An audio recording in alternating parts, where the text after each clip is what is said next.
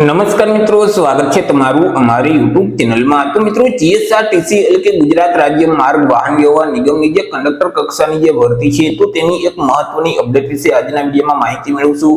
પરંતુ તે પહેલા વિડીયો ગમે તો લાઈક અને શેર કરી દેજો। ચેનલમાં નવા હોય તો ચેનલને સબસ્ક્રાઇબ કરી દેજો। તો ચાલો મિત્રો, વિડીયોની શરૂઆત કરીએ।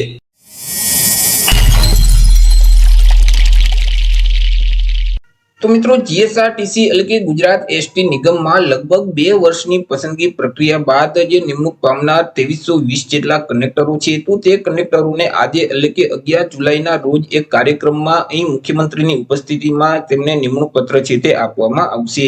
મિત્રો, ધોરણ 12 પાસની યોગ્યતાના આધારે થયેલ આ ભરતી પ્રક્રિયા બાદ નિમણૂક પામનાર જે ઉમેદવારો છે તો તે ઉમેદવારોને એસટી નિગમ દ્વારા 9 ડિવિઝનમાં પોસ્ટિંગ છે તે આપવામાં આવશે।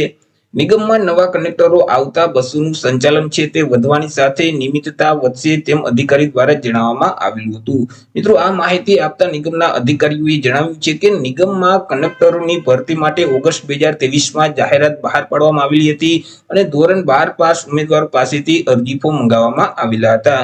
મિત્રો, અહીં જે ઉમેદવારોએ અરજી કરેલ છે તેના આધારે ઉમેદવારની લેખિત પરીક્ષા, મેડિકલ તેમજ ઇન્ટરવ્યુના આધારે મિત્રો અહીં પ્રક્રિયા પૂર્ણ થતા લગભગ 2 વર્ષનો સમયગાળો છે તે લાગ્યો છે અને આ ભરતી પ્રક્રિયા દરમિયાન જે પસંદગી પામનાર જે ઉમેદવારો છે તે ઉમેદવારોને 11 જુલાઈ એટલે કે આજ રોજ નિમણૂક પત્ર છે તે મુખ્યમંત્રીના હસ્તે આપવામાં આવશે।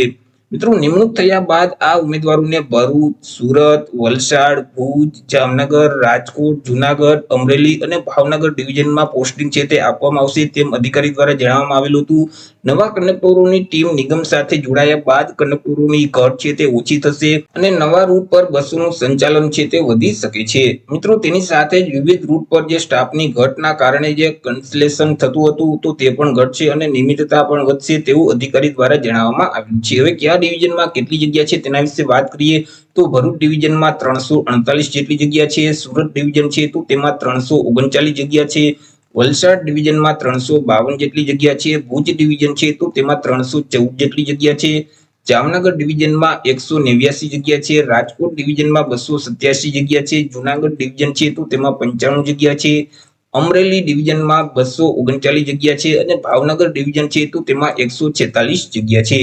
તો આવી રીતે અલગ અલગ 9 ડિવિઝનમાં જે નિમણૂક પામનાર જે કંડક્ટર છે તો તેને પોસ્ટિંગ આપવામાં આવશે। તો આવી રીતે મિત્રો, જે વર્ષ 2023માં કુલ 2300 કરતા પણ વધારે જગ્યા પર જીએસઆરટીસી દ્વારા કંડક્ટર કક્ષાની ભરતી જાહેર કરવામાં આવેલી હતી તો તેમાં જે પાસ થયેલ ઉમેદવાર છે, સિલેક્શન જે ઉમેદવારનું થયેલ છે તે ઉમેદવારોને આજે નિમણૂક પત્ર આપવામાં આવશે।